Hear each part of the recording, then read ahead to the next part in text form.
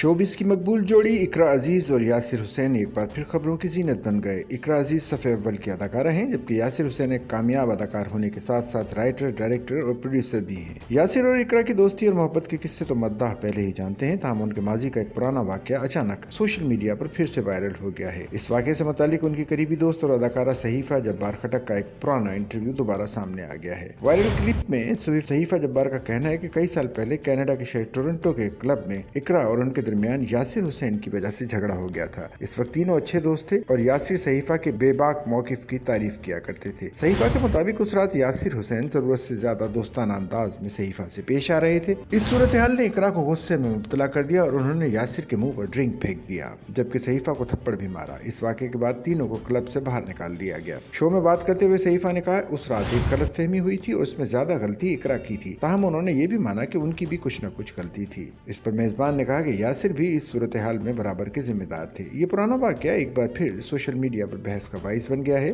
और मद्दा इस पर मुख्तलिफ राय का इजहार कर रहे हैं।